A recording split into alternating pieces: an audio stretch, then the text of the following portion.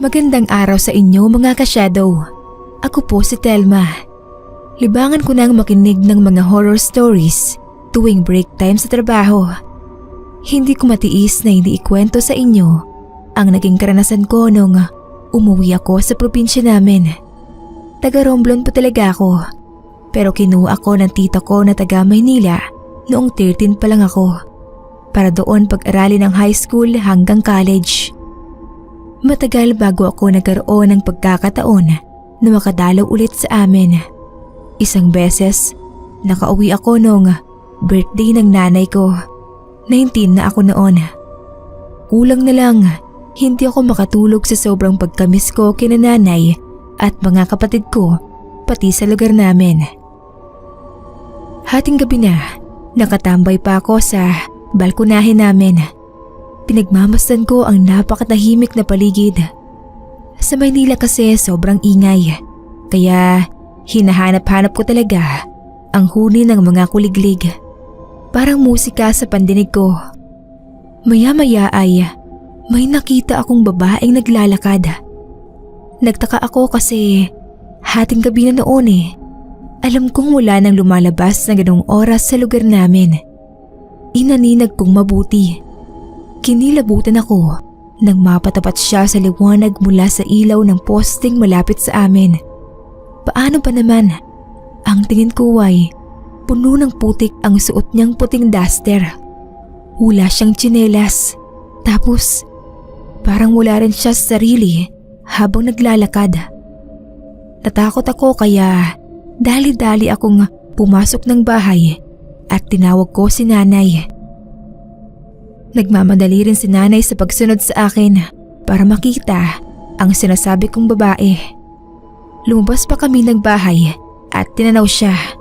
Kaso, hindi na namin nakita.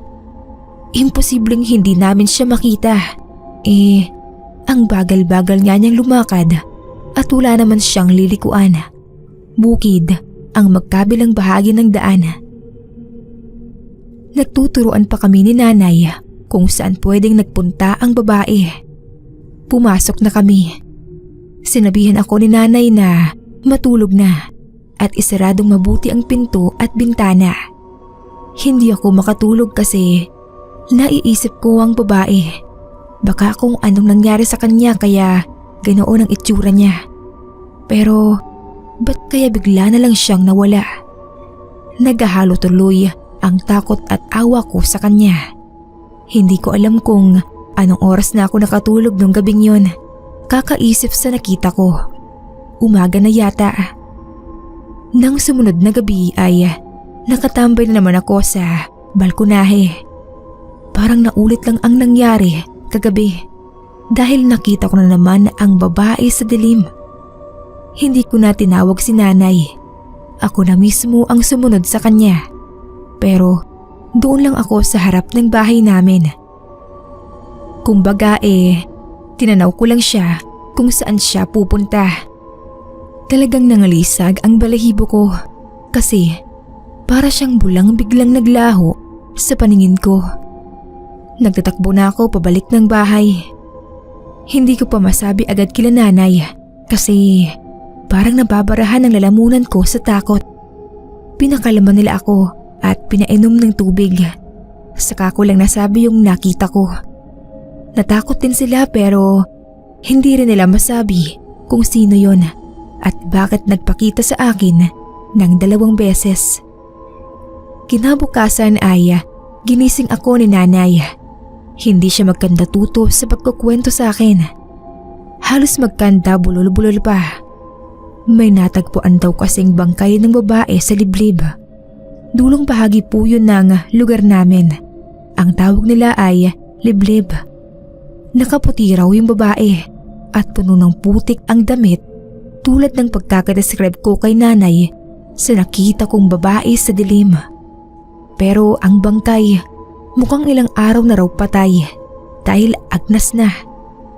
Kaya ang nakita ko kagabi at nung isang gabi, malamang isa na lang daw kaluluwa.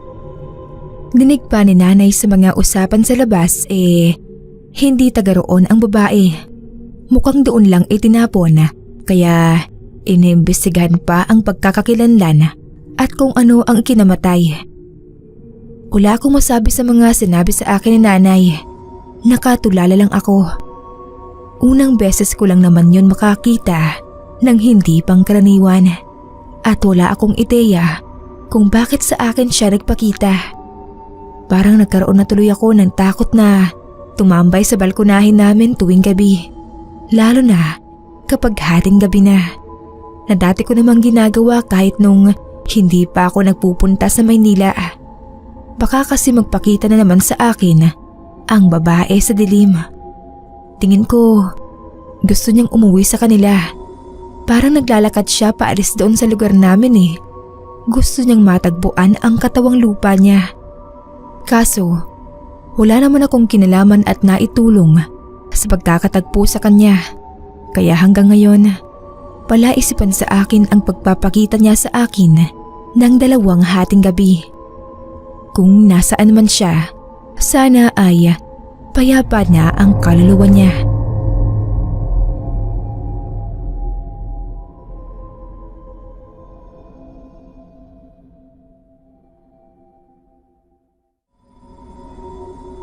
Si Ian po ang pangalan ko.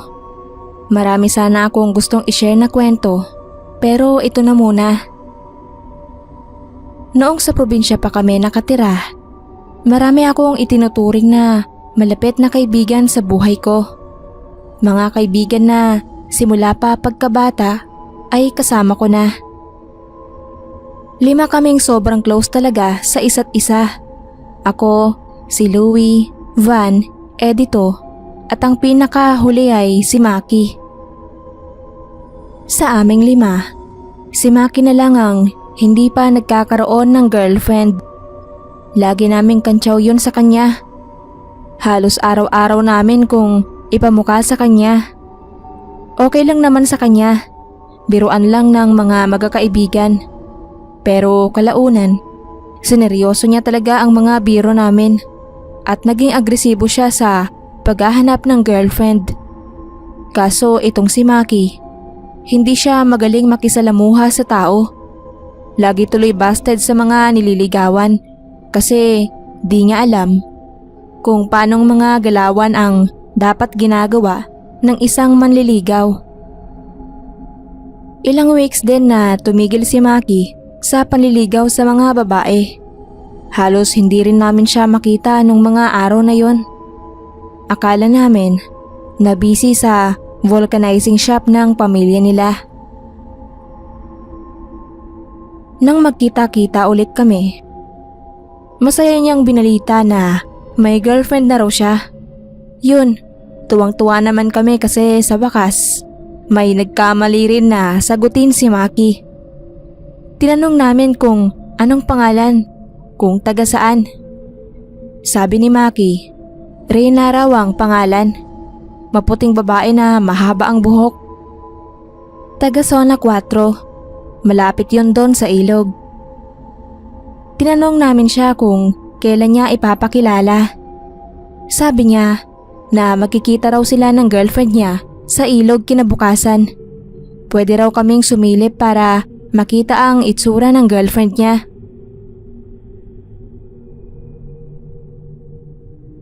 Kinabukasan, excited din kami kasi gusto naming makita kung anong klase bang babae ang magkakagusto kay Maki. Baka kasi nagsisinungaling lang siya na maganda at maputi raw yung babae. Nagpahuli kami ng dating doon sa ilog. Gusto naming sorpresahin si Maki. Nang nasa may kakahuyan na kami, sa gilid ng ilog, nakita na namin si Maki. Mag-isa siyang nakaupo doon sa lilim malapit sa ilog. May kinakausap siya sa katabi niya, pero hindi namin makita. Invisible. Nagkatinginan kaming magkakaibigan. Nababaliw na si Maki. Bulong ko sa kanila. Imbes na magpakita, umalis na lang kami.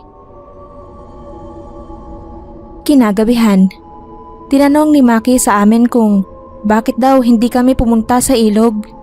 Ako na ang nagsabi na pumunta kami, pero wala kaming nakita na kasama niya. Mag-isa lang siya doon. Sabi namin, kinakausap ang hangin. Winaningan namin siya na baka pinaglalaroan siya ng kung anong maligno sa ilog. Nagalit sa amin si Maki. Pinagtitripan na naman daw namin siya. Matapos yun ay hindi na niya kami kinausap. Hinayaan na lang namin. Akala namin magkakaayos pa kami kalaunan, pero hindi na. Nalibang masyado si Maki sa pakikipagkita doon sa girlfriend niyang invisible. Hanggang sa nalaman na lang namin na itong si Maki ay hindi umuwi sa bahay nila. Ilang araw na raw. Tumulong kami sa paghahanap, pero hindi namin siya nakita. 3 buwan siyang nawala at lumitaw ulit na wala na sa sariling pag-iisip.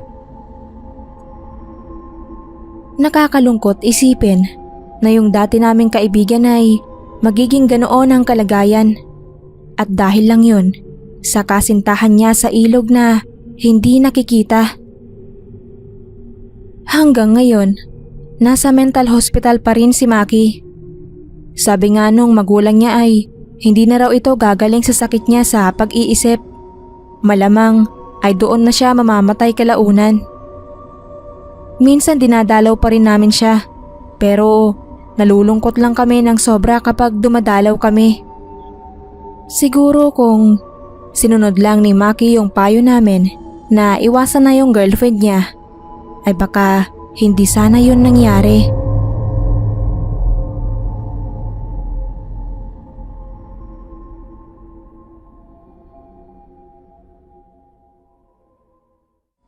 Tawagin niyo na lang po akong Eloisa.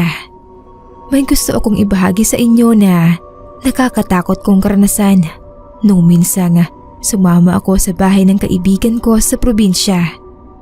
Nagkaroon kasi ng hindi pagkakaunawaan sa bahay namin nung panahon na yon. 22 pa lang ako noon. Naisipan kong tawagan ng kaibigan ko na saktong uuwi pala sa probinsya nila. Sumama ako. Yung lugar pa lang nila nakakatakot na. Di ko inaasahan na masyado na palang liblib ang probinsya nila. Siguro, napansin ng kaibigan kong si Rowena na panay ang linga ko na parang natatakot, kaya lalo pa niya akong tinakot. Alerto raw ako dahil marami raw aswang sa lugar nila. Minsan, akala mo pang karaniwang tao sa umaga, pero pagsapit daw ng hating gabi, nagbabago na ang anyo at nagpapagala-gala para maghanap ng mabibiktima. Hinampas ko sa balikat ang kaibigan ko. Ugali niya kasi yun mapang-asar. Pero alam ko naman na nagbibiro lang siya. Yung bahay nila, okay naman. Yari sa kahoy. Yun nga lang, maraming siwang.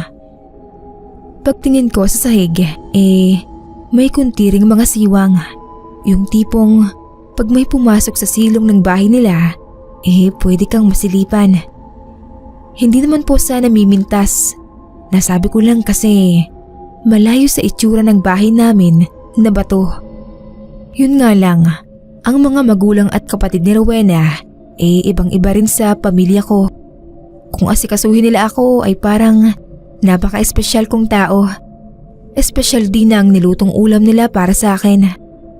Bago matulog ay sinabi ko kay Rowena na maliligo na muna ako dahil nanlalagkit ang pakiramdam ko sa katawan. Sa layo ba naman ang nilakbay namin papunta roon Sabi niya, bukas na raw ako maligo.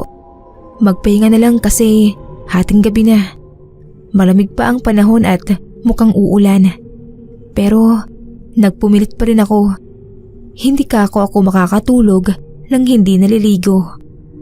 Walang nagawa ang kaibigan ko. Tinulungan na lang niya ako mag-igib ng tubig sa poso nila na nasa likod bahay. Nung naliligo na ako, nagulat ako nang biglang may kumaluskos sa labas ng banyo. Parang may natapakan na tuyot na kahoy o ano. Tinanong ko kung sino yan. May tao ba dyan? Ganun pa yung tanong ko. Wala namang sumagot. Naisip ko baka hayop lang sa labas. Yun pa namang banyo nila walang bubong. Mataas naman yung dingding ng banyo kaya wala naman sigurong makakapanhik doon para mamboso o manilip. Pero ewan ko ba ba't walang bubong.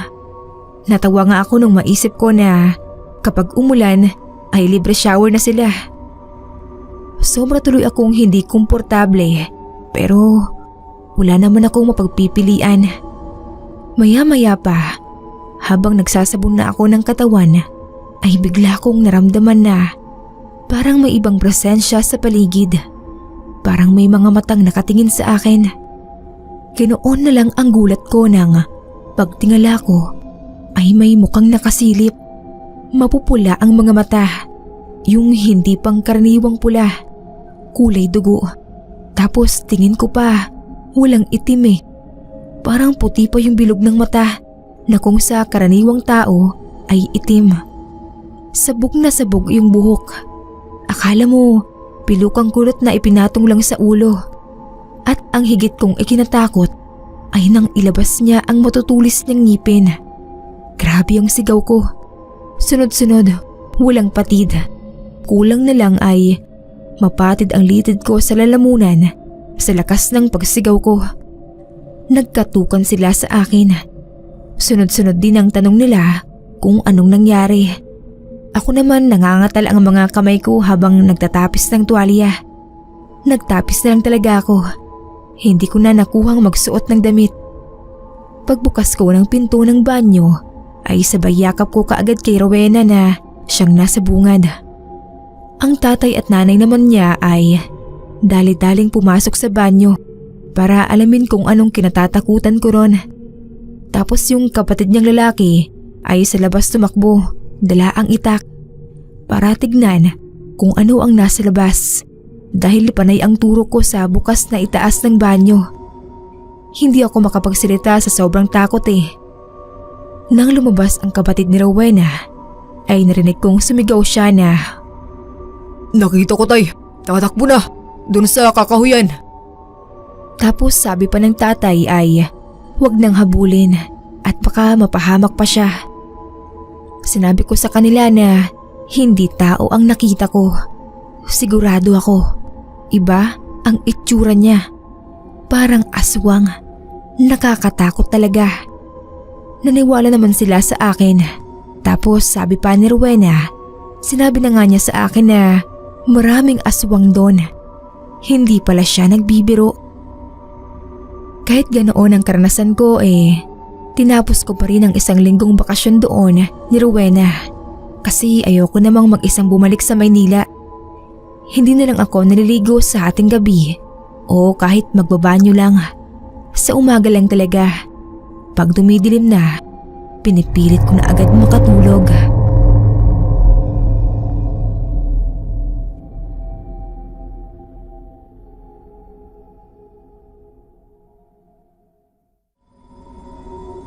Itago niyo na lang ako sa pangalang Nene. Uunahan ko na po kayong lahat bago niyo pa man marinig ang buong kwento. Hindi ako proud sa mga nagawa ko.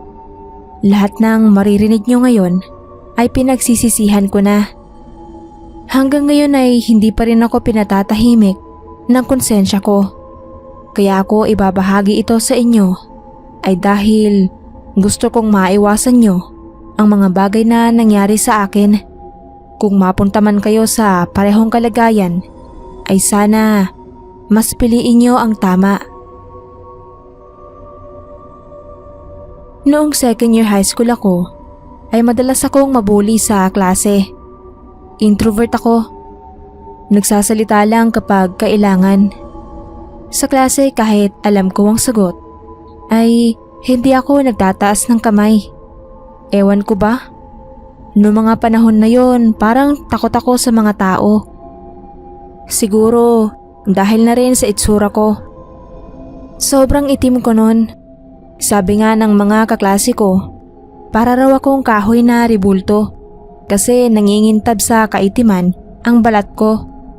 Tapos yung buhok ko parang mga alambre na kulot. Sa dalas kong mabuli, umaabot pa sa puntong halos isumpa ko ang high school. Sa umaga lagi akong napapaisip na huwag na lang pumasok. Kaso syempre, mapapagalitan ako nila mama kung a-absent ako ng walang dahilan. Ang pinaka-leader ng mga mahilig mang-asar sa akin ay si Alicia. Magandang babae, sexy, halatang lalaki na artistahin ng itsura. Tuwing nakikita niya ako, kulang na lang murahin niya ako sa dami ng masasakit na sinasabi niya. Para raw akong aswang. Sabi niya, wag na wag daw akong maglalakad sa dilim kasi hindi ako makikita ng kahit na sino. Tapos mandidiri siya sa buhok ko kasi raw baka mahawa siya sa kuto ko. Kahit wala naman akong kuto. Habang tumatagal, ay palala ng palala yung mga lait niya. Kahit pilit ko siyang iniiwasan, talagang hinahanap niya ako para lang mapagtawanan. Yun bang hindi kumpleto ang araw niya nang walang sinasabing masama laban sa akin. Malapit lang sa bahay namin ang ilog. Doon madalas maglaba si mama ng mga damit namin. Kapag galing ako sa paaralan at sobrang sama ng loob ko, doon ako dumidiretso para umiyak at kalimutan lahat ng sama ng loob ko.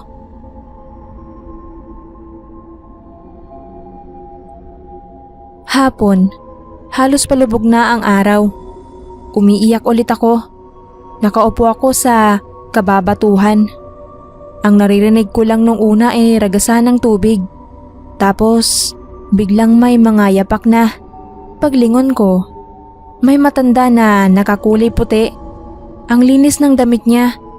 Parang unang beses na ginamit sa sobrang kaputian. Tinanong niya ako kung bakit ako umiiyak. Hindi ko rin alam kung bakit ko siya sinagot at sinabi lahat ng sama ng loob ko. Lagi pa naman sa aking bilin na wag kumausap ng hindi kilala. Kaso nang maisip ko yun, huli na. Mukhang mabait naman yung matanda. Pakilala niya sa akin. Paulo raw ang pangalan niya. Sabi niya, bumalik daw ako sunod na araw at dalahan ko siya ng buhok ni Alicia. Siya na raw ang bahala na magparusa kay Alicia para sa akin. Desperadong na ako nung mga panahon na yon.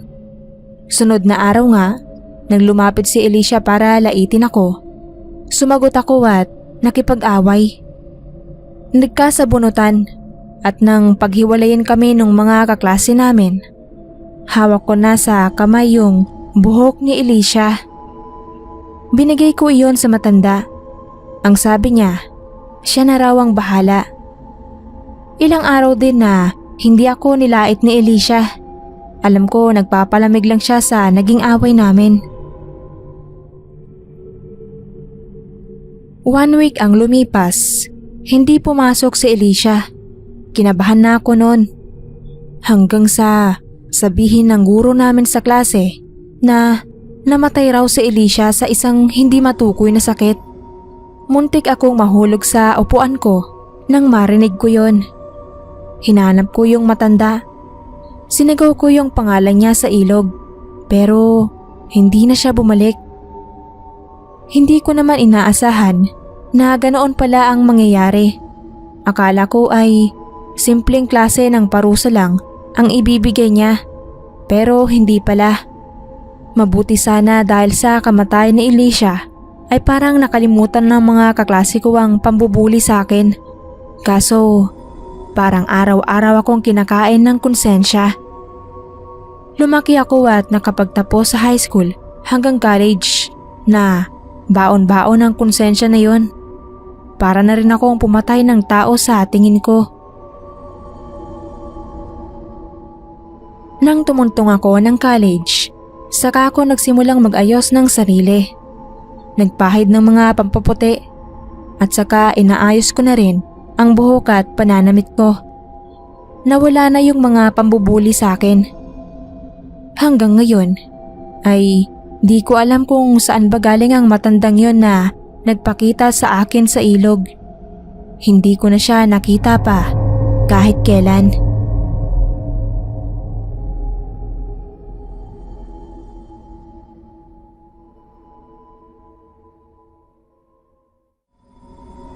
Isang masaganang umaga po sa inyo dyan.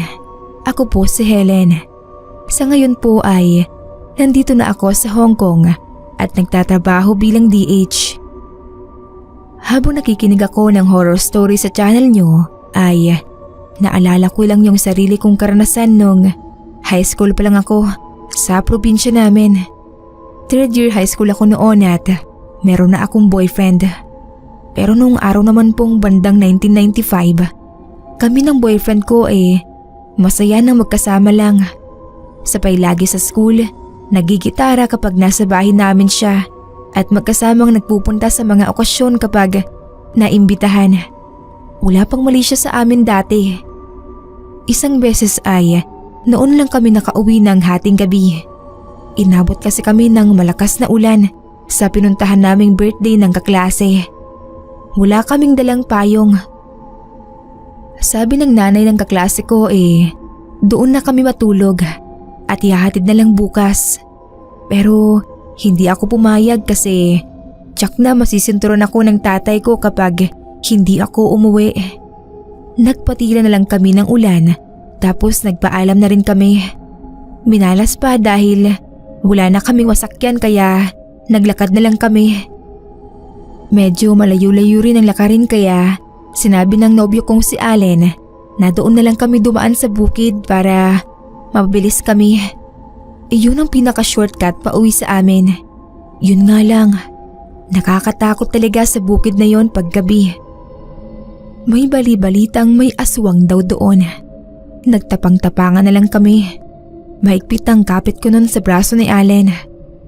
Kung kailan naman nasa kalagitnaan na kami, ay saka naman bigla kaming nakakita ng nakatayo sa daraanan namin. Tinanong ko si Allen kung sa tingin ba niya scarecrow lang yun. Nakasombrero kasi at parang hindi pangkaraniwan yung haba ng kamay. Abot na yata sa tuhod. Hindi nakaimik si Allen. Parang natakot din siya. Pilit niyang inaaninag. Nakatakilid kasi ng tayo. Napaatras kami nang biglang gumalaw at tumingin sa direksyon namin. Lalong humigpit ang kapit ko kay Allen. Napaatras ulit kami nang magsimulang humakbang ang tao na sa tingin ko ay lalaki. Sabi ng boyfriend ko, takbo na kami. Ganoon nga ang ginawa namin. Tumakbo na kami pabalik. Maputik pa naman ang daan dahil katatapos lang nga ng ulan. Hindi ako mabilis tumakbo kaya halos kalat ka rin ako ni Allen habang sinasabi sa akin na aswang ang humahabol sa amin. Napalingon ako nang sabihin niya iyon at sakto namang paglingon ko ay nakita ko sa aktong umaangat ang mga paa ng lalaki sa lupa. Para na siyang lilipad sa paghabol sa amin. Hindi ako makasigaw sa sobrang nervyos. Hinila na ako ng boyfriend ko. Kulang na lang, buhatin na lang niya ako sa bagal kong tumakbo. Maabutan na raw kami. Tapos, nadapa pa ako. Itinayo niya agad ako. Sabi ko nga, iwan na niya ako pero hindi niya raw ako iiwan doon. Narinig na lang namin yung malakas na boses ng matandang lalaki na sumigaw ng, Hoy! Mula sa kabilang panig ng bukid, yung sumigaw.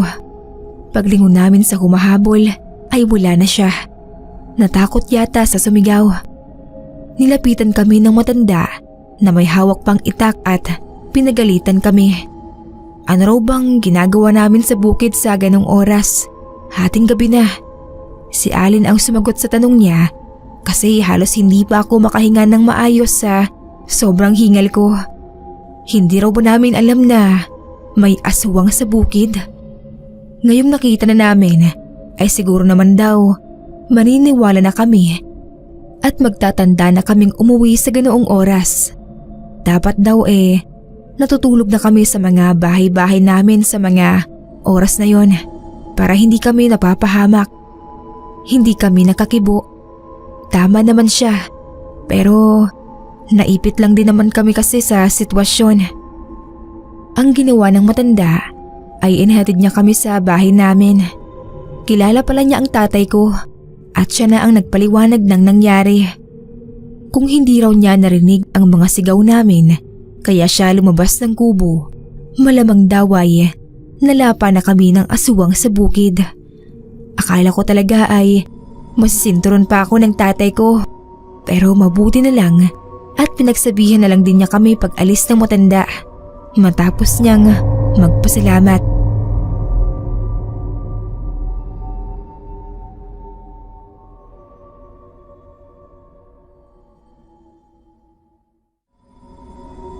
Magandang araw sa lahat.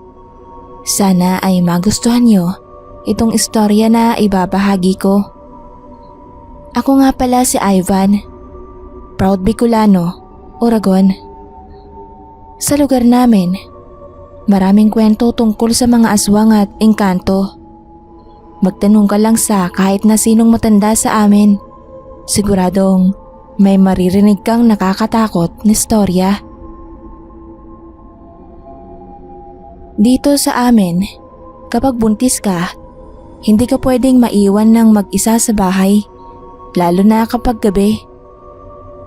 Marami nang napabalita dito na mga buntis na nakunan daw. Pero ang totoo inatake pala ng tiktik habang tulog. Yung ate ko, Isa ang pangalan niya. Nagdalang tao siya noong 2013 sa panganay niyang anak. Panganay sa amin si Ate Isa. Siya ang una sa aming magkakapatid na magkakaanak. Dahil first time nga, hindi pa namin alam na delikado pala sa mga buntis ang pumunta sa mga liblib na lugar. Naisipan naming mag-swimming noon. Summer kasi, ang init ng panahon. Sinama namin si ate, pati yung asawa niya. Liblib yung lugar na pinuntahan namin. Sikat siya na destinasyon para sa mga gustong maligo sa ilog. Okay naman yung lugar. Malinis, walang mga madungis na kalabaw na makakasabay mo maligo. Si ate nakaupo lang dun sa upuan na dala namin. Kumukutkot nung dala naming mga mangga. Kami syempre nag-i-enjoy sa pagdadive galing sa mga matataas na lugar. Kumakain kami nang lumapit yung pinsan namin na 10 years old. May tinuro siya dun sa kakahuyan. May dalawang lalaki doon na nakatayo. Nakatingin sa amin. Ang sama ng tingin nila. Yun bang alam mo na walang gagawing matino? Sabi nung pinsan namin, tinanong daw nung dalawang lalaki kung buntis si Ate Isa. Nagkatinginan kami ni ate. Kasi sobrang weird. Bakit mo itatanong sa hindi mo kakilala? Sinabi namin ito sa asawa ni ate. Nilapitan niya yung dalawa. Tinanong niya kung may problema ba. Umalis lang ang mga ito. Pero after mga 30 minutes, bumalik na naman yung dalawang lalaki. Nakatingin kay Ate Isa. Di nagtagal, may lumapit sa amin na babae. Nagpakilala siya. Residente raw siya sa lugar. Winarningan niya kami. Sabi niya na umalis na raw kami at umuwi na lang. Dapat daw ay hindi na namin dinala si ate doon sa ilog. Delikado para sa isang buntis ang mapadpad sa ganoong klaseng mga lugar kung saan hindi mo alam kung anong klaseng mga tao ang nakakasalamuha mo. Yung dalawang lalaki raw na yun ay mga aswang. Naghihintay lang ng tamang tiyempo o kaya ay naghihintay lang sa dilim para sugurin si Ate Isa. Natakot kami nang malaman namin yun. Nagpasya kaming lahat na umuwi na lang kasi delikado nga talaga. Habang nasa daan, kitang-kita ko na parang may mga taong tumatalon sa mga puno. Ang bilis ng mga kilos nila. Mabilis na yung jeep na sinasakyan namin, pero nahabol pa rin nila. Pagdating sa bahay, pinalibutan namin ng mga asin at bawang ang buong bahay. Kasama ko yung asawa ni ate na nagbantay buong gabi. Sobrang daming mga dumadapong kung ano sa bubong namin, paulit-ulit. Kinabukasan, nagkwento yung mga kapitbahay namin na nakita raw nila na may mga lumilipad nung nakaraang gabi sa itaas ng bubong namin. Di raw nila alam kung ano yon. Sigurado ako na aswang ang mga yon. Sinundan nila kami. Buti na lamang ay nasabihan kami ng matanda. 3 gabi na ganoon ang setup namin. Walang tulugan. Dinamihan pa namin yung mga bawang sa bahay kasi sabi nila pwede raw mag-anyong pusa ang mga aswang at lumusot sa mga butas ng bahay. Sa ika-4 na gabi, wala nang gumambala sa amin. Napagtanto rin siguro nila na hindi basta-basta makakapasok sa bahay. 2013 yon nangyari. Naisilang naman ng matiwasay yung baby ni Ate Isa. Pinangalanan niya itong Maybelline.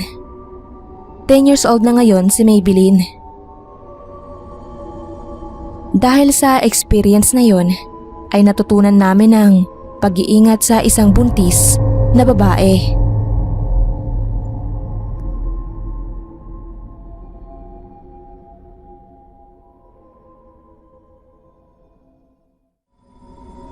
Ako po si Armida ng La Union.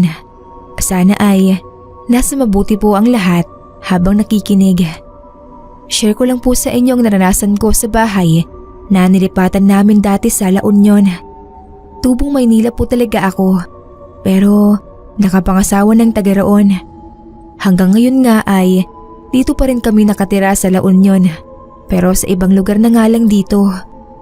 Bagong kasal kami at nagsisimula pa lang noon sa buhay may asawa. Unang gabi pa lang namin doon ay nakarinig na ako ng boses ng babae na kumakanta. May kapitbahay naman kami pero yung distansya parang hindi naman namin maririnig kung kumanta man sila. Tapos hating gabi pa, kaya imposible na kumakanta pa sila sa ganong oras. Itatanong ko sana sa asawa kong si Kaloy, kaso nakatulog na pala. Hindi ko na ginising dahil alam ko namang mas higit yung pagod niya kaysa sa akin dahil siya ang punong abala sa paghahakot ng mga gamit namin. May laman na rin kasi ang tiyan ko noon. Magdadalawang buwan na kaya ayaw niya na akong pakilusin masyado. Kinabukasan ko lang sinabi sa kanya yung narinig ko kagabi. Huwag ko na lang daw pansinin. Nasa probinsya raw kami at asahan ko na maraming kababalaghan doon. Natakot ako sa sinabi niya kasi kung ganon, di hindi nga ordinaryo ang narinig kong umaawit kagabi. Bandang tanghali na nga, ipakita niya sa akin ang balon na halos nasa gawing likuran na ng bahay namin. Ang sabi raw ng may-ari na nakausap niya, wag daw kaming gagawi roon dahil dati ay may nahulog na roon. Saka baka mamatanda kami. Ewan ko ba, pagtingin ko sa balon, parang tinayuan ako ng balahibo. Inaya ko na agad si Kaloy na pumasok na kami sa bahay at hindi ko gusto ang atmosphere doon. Kinagabihan, napapapikit ako nang marinig ko na naman ang boses ng babae. Hindi ko naman maintindihan ang kinakanta niya, basta alam ko na kumakanta siya. Kinikilabutan na tuloy ako at naiisip ko ang balon. Napabalikwas ako ng bangon. Naisip ko kasi na parang doon nang gagaling yung naririnig kong boses. parang nasa loob ng balon. Sa takot ko ay nahiga ulit ako at nagtalukbong ng kumot. Pangatlong gabi, nagising na naman ako dahil sa nakakatakot na pag-awit na yon. Pagtingin ko sa oras, hating gabi na. 11:30. Pero sa pagkakataong yon parang nasa tenga ko na mismo yung bibig niya. Yung pagkanta niya halos pabulong na. Parang ibinubulong sa tenga ko ang kanta. Yun lang talaga ang natandaan ko bago ako napunta sa harap ng balon. Nawala ako sa sarili. Nagbalik lang ako sa wisyo nang yugyugin ako ng asawa ko at hilahin palayo sa balon. Tinanong ko siya kung anong nangyari, ba't ako napunta ron. Sabi niya, nagising siya at nakita niya akong patayo sa higaan. Tinanong pa raw niya ako kung saan ako pupunta. Sumagot naman daw ako ng mahina at sabi ko pa nga dyan lang.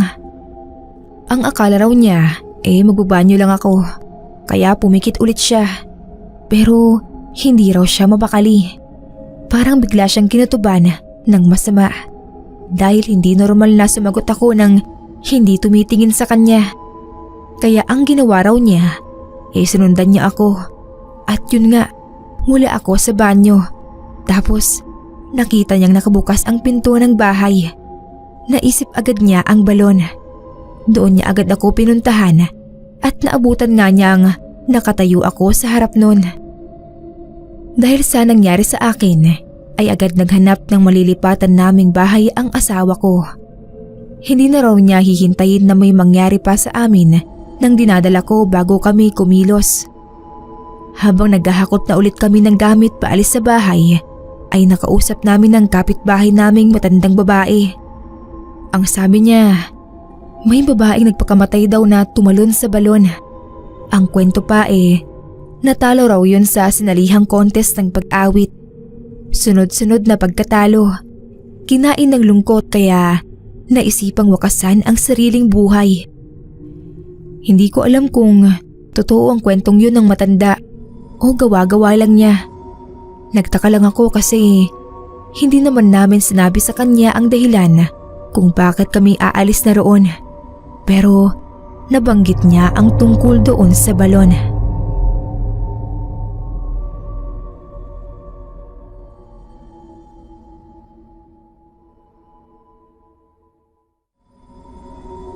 Marami na akong karanasan na masasabi kong paranormal. Gawa ng mga multo, aswang o engkanto. Madalas itong mangyari sa akin. Sabi nga ng mga kaibigan ko, lapitin daw ako. Pero kung meron mang pinaka nakakatakot sa lahat ng karanasan ko, ay nung minsang may sumitset sa akin sa ilog. Jeffrey nga pala, Tubong Isabela. Yung bahay namin dati, malapit sa ilog. Tatawirin mo lang yung mga kumpol ng bahay. Bababa ka sa madulas na daan. Tapos, mararating mo na yung ilog na lagi naming pinagpapaliguan. Naalala ko pa noong wala pa kaming linya ng tubig sa bahay. Tuwing umaga kapag may pasok, isasama ako ni Papa para maligo sa ilog. Pag-apak ko pa lang sa ibabaw ng tubig, halos manigas na ang buo kong katawan sa sobrang lamig.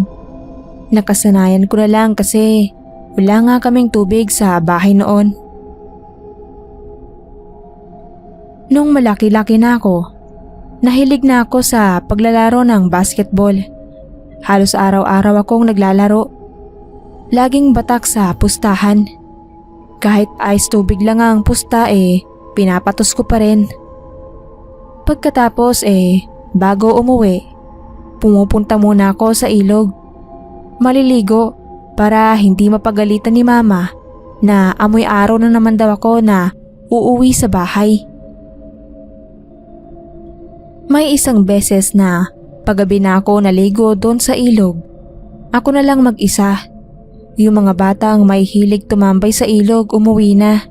Kahit yung kalabaw sa unahan na lagi ring nakababad sa ilog, inuwi na ng amo niya. Nasa gilid lang ako. Binabasa ko yung muka at leg ko. Bigla akong nakaramdam ng hindi maganda. Umihip bigla ng malamig yung hangin. Tapos, ang bigat ng pakiramdam ko bigla. Sabi ko sa sarili na kailangan ko nang umuwi agad.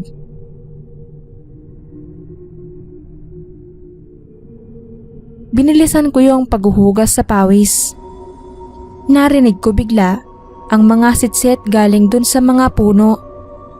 Napalingon ako. Umihip ng malakas yung hangin at nagsitaasan yung balahibo ko. Yung sitsit, palapit ng palapit sa kinatatayuan ko. Para bang gumagalaw siya kahit hindi ko nakikita. Yung tibok ng puso ko parang sasabog na. Tapos, pagtingin ko doon sa lupa, may mga namumuong bakas ng paa ng isang malaking tao. Halos doble sa laki ng mga paa ko.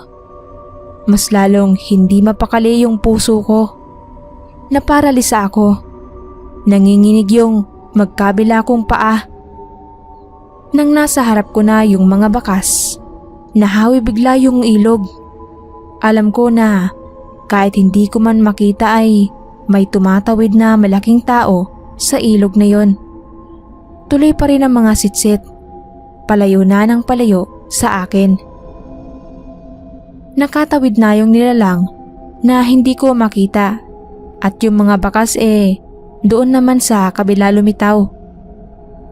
Kumaripas ako ng takbo. Noon lang ako tumakbo ng ganoon kabilis sa buong buhay ko.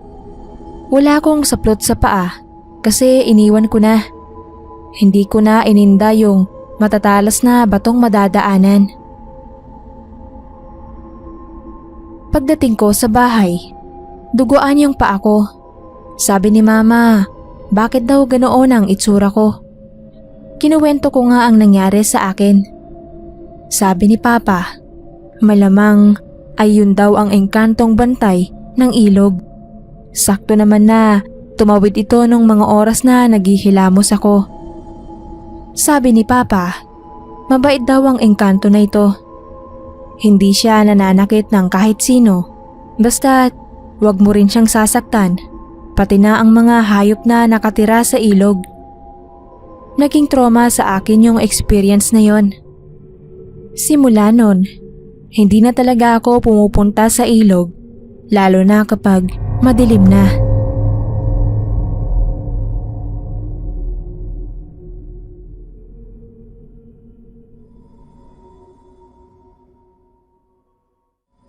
Aling Celerina na lang po ang itawag niyo sa akin. Isang nakakatakot na pangyayari sa buhay ko ang gusto kong maibahagi sa inyo ngayon, tungkol sa kapitbahay naming nakasalubong ko nung isang hating gabi. Ang ikikwento kong karanasan ay nangyari noong isa pa lang ang anak ko at 3 taon pa lang. Nakatira kami malapit sa irigasyon. Napakahirap ng buhay namin nung araw kasi maga akong nag-asawa 17 anyos. Kaya nung 20 ako, may 3 taon na akong anak. Ang asawa ko noon ay nakadestino ng trabaho sa ibang bayan. Kaya kaming mag-ina doon na lang muna pumisan sa biyanan kong babae. May sakit ang anak ko at wala ring pera noon ang biyanan ko.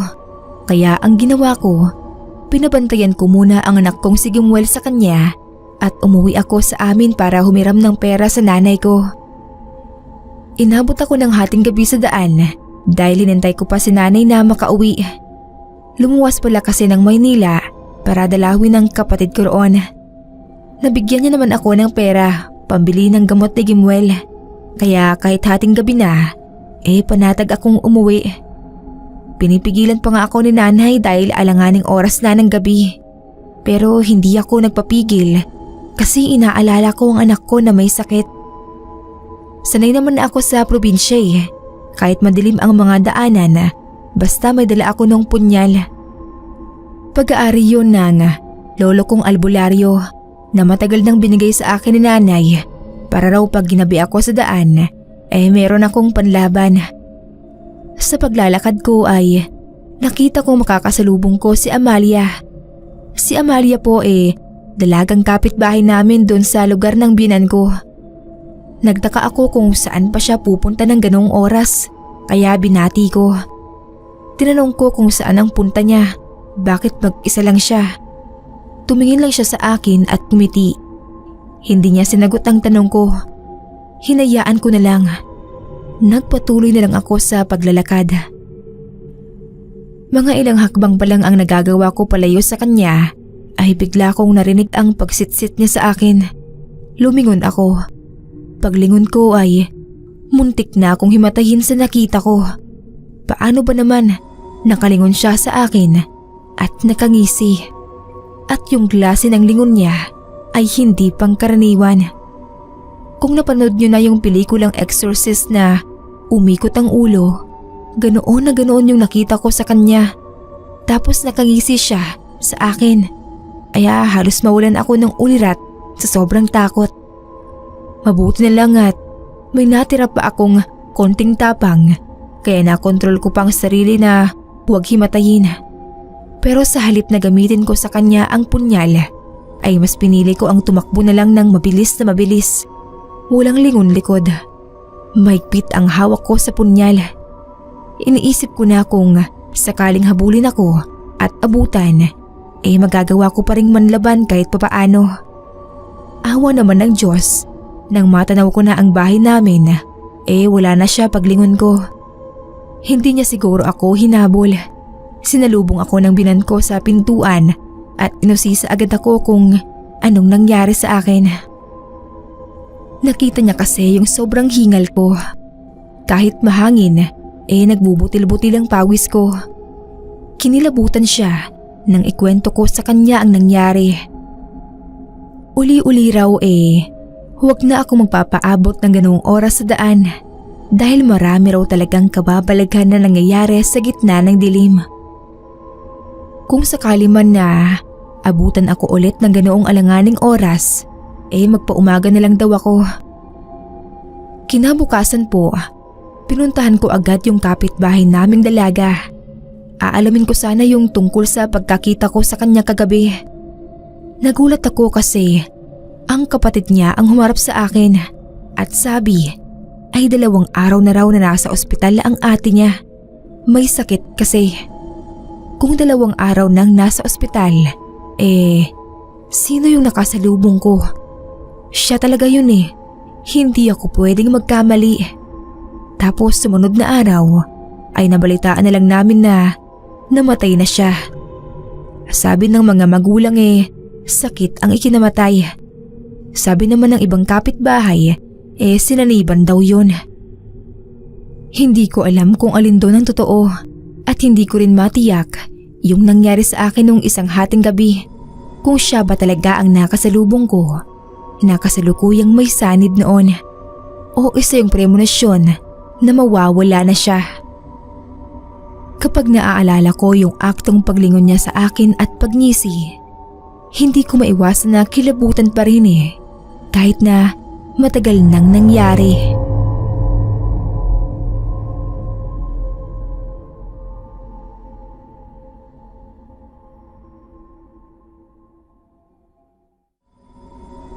Christine ang pangalan ko. Ang boyfriend ko po talaga ang fan na fan ng channel nyo. Magka-live-in na kami ni Carlo. Kaya kahit ako naririnig din ang mga story nyo kapag sinasalang niya sa speakers. Kaso sa aming dalawa, ako pa lang ata ang nakakita ng totoong paranormal. Si Carlo mismo ang nagsabi sa akin na i-share ko daw itong karanasan ko. After naming magsama, lagi na akong pinipilit ni Carlo na mag-jogging sa umaga. Alam niya kasing may lahi kami ng mga may alta presyon. Malalapot ang dugo ng angkan namin at halos lahat ng grandparents ko namatay sa atake sa puso. Magandang exercise daw ang jogging para sa high blood. Nag-enjoy naman ako sa jogging namin. Ang saya kasi yun na ang naging bonding namin ni Carlo. Ramdam ko rin na bumubuti nga yung pakiramdam ko at parang gumagaan ang katawan ko. Isa sa mga lugar na madadaanan namin isang mahabang tulay na sa ibaba ay may rumaragasang ilog.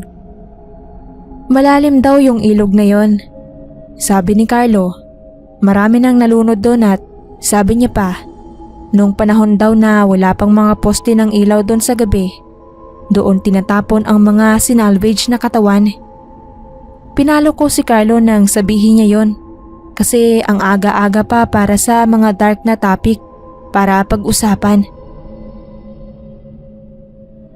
2 months sa pagja-jogging. Nagising kami ni Carlo mga 5 a.m. Ang ganda nung umaga na yon.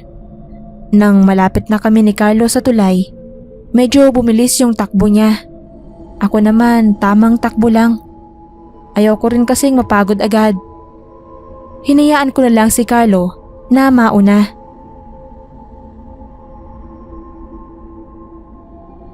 Pagdating doon sa tulay, napatingin ako sa ibaba kasi may babae. Yung damit niya parang weird. Para siyang pang sinaunang damit. Yun bang sa mga lumang pelikula? Tumigil ako kasi bakit may babae doon na ganoon ang itsura? Ang haba ng buhok niya. Tapos nakapaalang siya. Humawak ako doon sa railings at hinintay kung anong gagawin ng babae. Wala.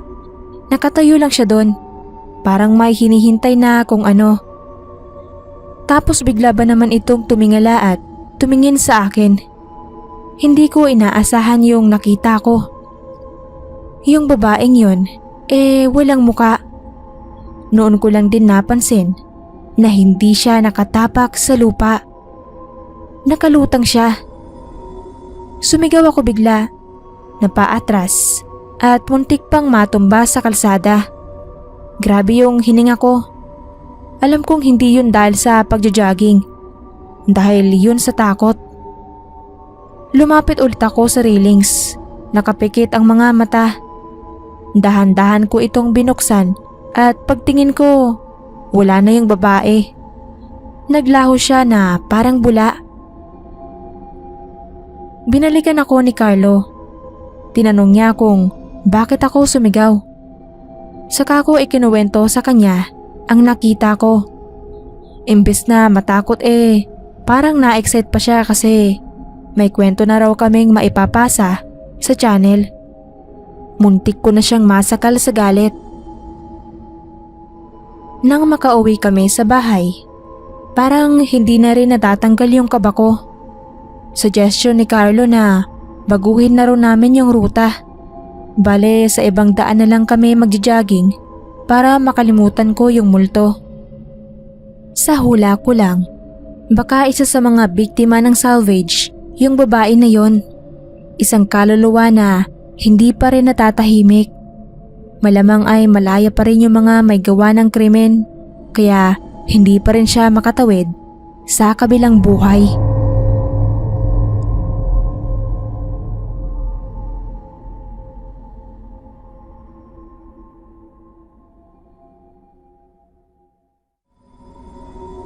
Manuel po. Well na lang for short. Dito sa amin, parang sports ang pangingisda. Malapit kasi lugar namin sa ilog. Isa sa mga payabangan ng mga binata, ang galing sa panguhuli ng isda. Mapadaan ka lang sa mga nagiinumang tambay. Maririnig mo sa kanila na madalas nilang ipagyabang kung gaano kalaki yung mga isdang nahuli nila. Kahit ako noong teenager pa ako, talagang isa rin ako sa mga mahilig mamingwit sa ilog. Ewan ko ba, may kung anong ligayang dala ang makahuli ng mas malaking isda kaysa sa mga kasama mo. Dito sa amin, kahit anong isda pwedeng hulihin, pwedeng kainin, maliban sa isa. Kudot ang tawag namin sa isdang bawal hulihin. Malamang ay wala nito sa lugar ninyo kasi base sa pagkakaalam ko ay dito lang sa amin may kudot. Itsura niya para siyang mahabang igat, halos isang buong tao ang haba. Ang pagkakaiba niya lang dilaw ang mata ng isang kudot. Tapos yung balat niya, sobrang itim. Parang pinturang itim na nangingintab pa sa araw. Sabi ng mga matatanda sa amin, ang isdang kutot daw kasi ay alaga ng mga engkantong nakatira sa ilog. Mahalaga daw ito sa kanila. Kapag daw dumaan ka sa ilog at may nakita kang kudot, sign na raw iyon na umuwi na at magkulong sa bahay. Kasi sigurado raw na may mangyayari sa iyong masama sa labas. Pwedeng manakawan ka o kaya masira yung sinasakyan mo. Pero ang pinakamalala ay kapag nakabingwit ka ng kudot. Sure yun. Oras na kumagat sa pain mo ang kudot at hinila mo ito paitaas, wala ka nang kawala sa sumpa nito. Mamamatay ka. Noong teenager pa lang ako, akala ko talaga hindi totoo ang kudot. Kumbaga panakot lang ng mga matatanda sa aming mga namimingwit. May isang hapon na nagkayayaan na naman ng magbabarkada. 8 kami nun, kanya-kanyang kuha ng mga pamingwit at pain sa bahay. Tapos nang marating namin yung ilog, kanya-kanya rin kami nang hanap ng magandang pwesto.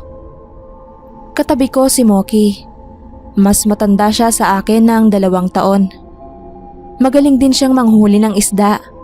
Alam na alam niya kung saang parte ang madalas na kumpulan ng mga isda sa ilog. Nakahiga ako noon sa damuhan. Yung pamingwit ko, inipit ko sa bato habang naghihintay na may kumagat sa pain. Bigla kong narinig ang sigawan. Tumayo ako para tignan kung bakit. Nakita ko si Moki. May nahuli siyang isda. Sobrang habang isda na itim ang kulay. Dilaw ang mata. Kahit ako napasigaw sa nakita. Nabitawan ni Moki ang pamingwit niya. Nahulog yun sa ilog kasama yung nahuli niyang kudot. Nilapitan namin siya. Umiiyak na siya. Mamamatay raw siya. Siyempre, kami todo paliwanag sa kanya na baka hindi naman totoo yung mga sabi-sabi. Umuwi na kami noon pagkatapos. Kinabukasan, balitang-balita sa buong barangay na hindi na gumising si Moki. Namatay raw sa bangungot. Nang magkita-kita kami ng mga kasama ko, napag-usapan namin yung nangyari. Sinabi namin dun sa mga magulang ni Moki. Mas lalo silang nalungkot nang marinig sa amin ang dahilan ng pagkamatay ng anak niya. Ilang buwan din kaming hindi namingwit dahil sa takot. Pero kalaunan parang nalimutan na lang ulit namin ang nangyari kay Moki. Yun ang una at huling beses na nakakita ako ng kudot. Sa ngayon, graduate na ako sa pamimingwit na yan. May trabaho na rin kasi at sariling pamilya. Paglaki ng anak ko, gusto ko rin siyang turuan kung paano mamingwit. Sana lang ay wag niyang mahuli ang kudot na kinatatakutan dito sa amin.